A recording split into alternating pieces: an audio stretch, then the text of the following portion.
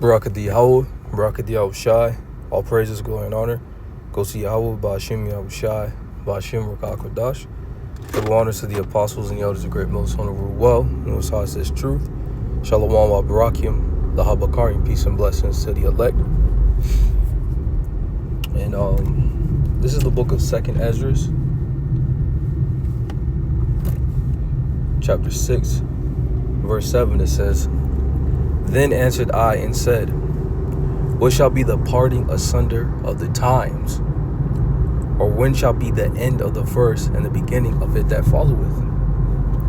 And he said unto me, from Abraham unto Isaac, when Jacob and Esau were born of him, Jacob's hand held first the heel of Esau." All right, so this is Esdras asking the question, when's going to be the end of the verse and the beginning of it that followeth?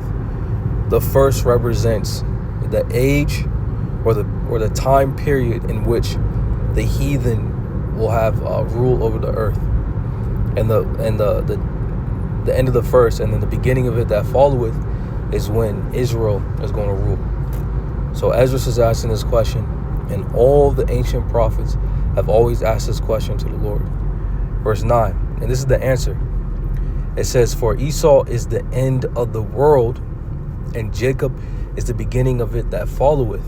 All right, so at the end of the world, okay, meaning the end of a period of time, the end of an age, Esau is going to be the one that is in rulership. Who is Esau? All right, let's get that real quick. Genesis 36 and 8, it says, verse 8, it says, "Thus dwelt Esau in Mount Seir. Esau is Edom. And these are the generations of Esau, the father of the Edomites and Mount Seir." So Esau is Edom. All right. Edom means red in the Lashon Kodash. All right. Because the so-called white man is truly red because you can actually see his blood through his skin. His skin is translucent. That's also why the first of them was named Esau.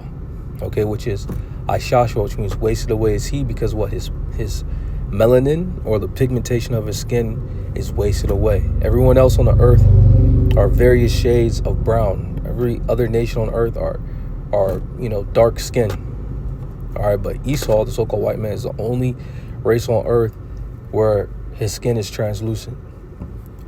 Okay, so it says, "For Esau shall be the end of the world." So the end of the world, it says, "and Jacob shall be the beginning of it that followeth." All right, and Jacob are the Israelites, you so-called blacks, Hispanics, and Native Americans.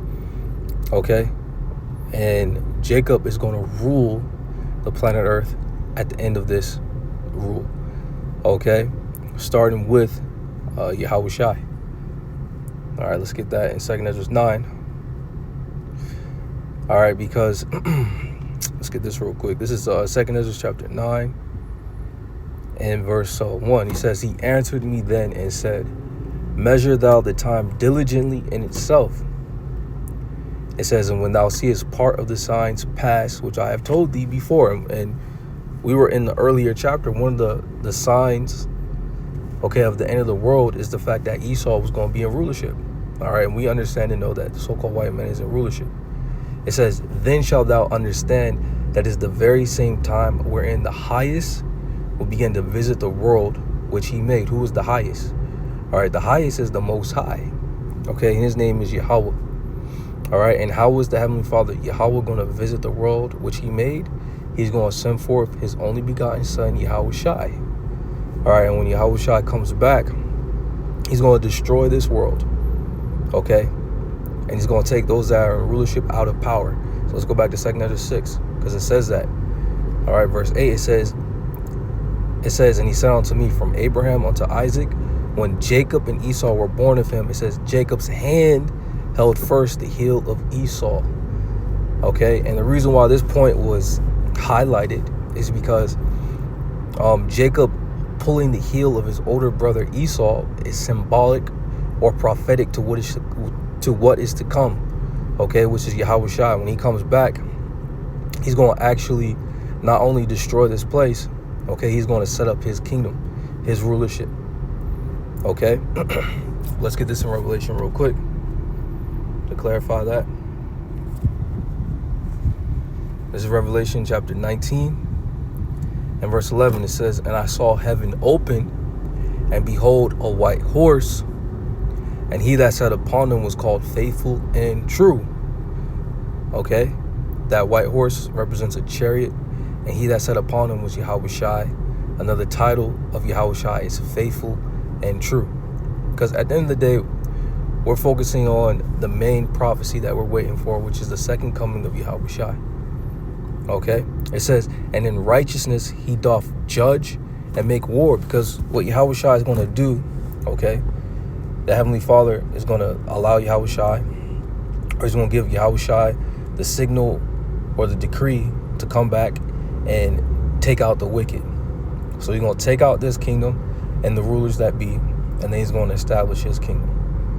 Okay, and it's going to be a very, unbelievable experience. It's not going to be just cut and dry and plain like I'm reading it.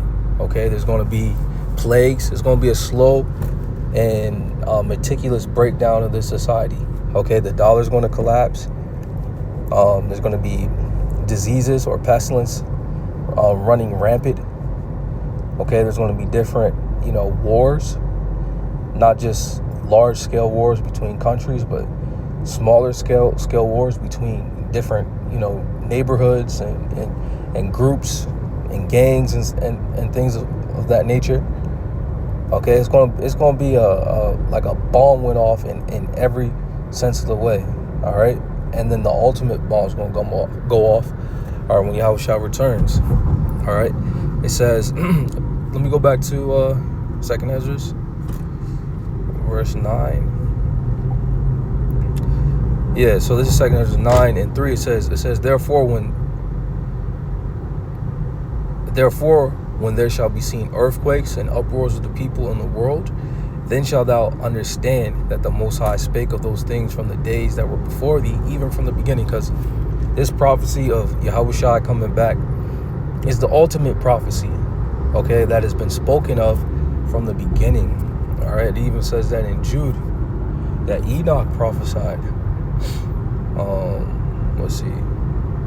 Yep, Jude 1 and 14, it says, and Enoch also, the seventh from Adam, prophesied of these, saying, behold, the Lord cometh with 10,000s of his saints. It's talking about Yahushua coming back to the earth with his angels, because when Yahushua comes, he's going to come with his angels as well. So even Enoch prophesied of the second coming of Yahushua.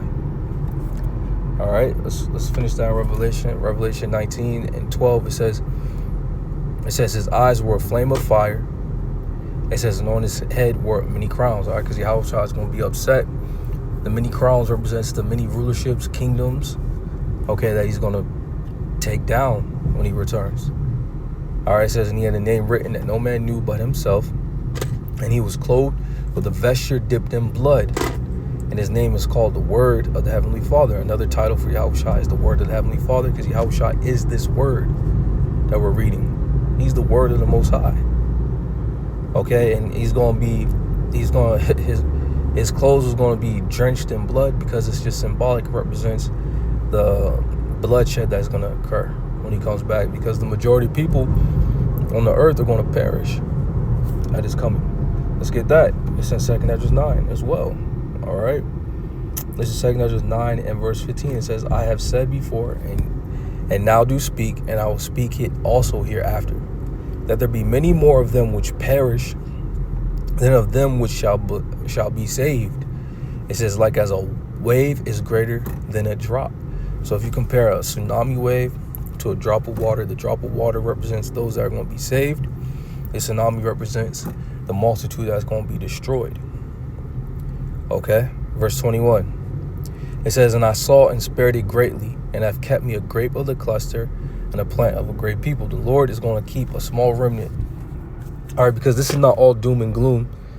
Okay, we understand that the end of this world is the beginning of the true world to come.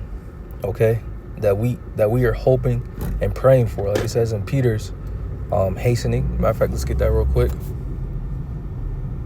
All right, because even though Yahushua is coming back to bring mass destruction, mass chaos, and mass death, all right, the elect still have something to look forward to.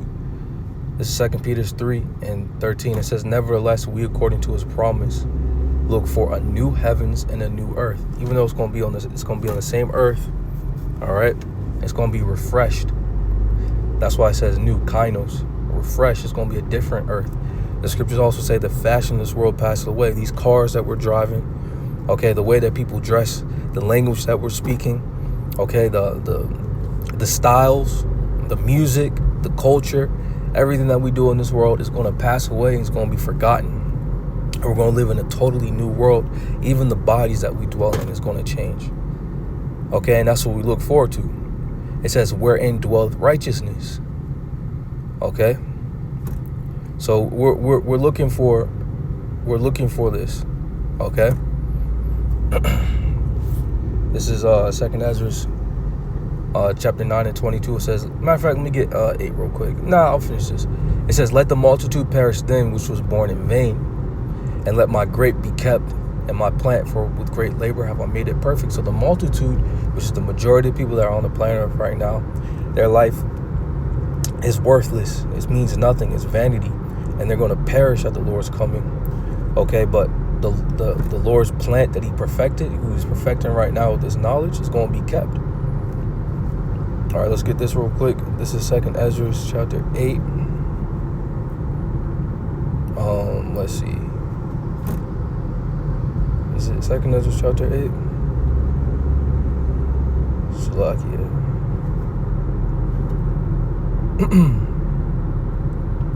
This present life. Gotta search it up real quick.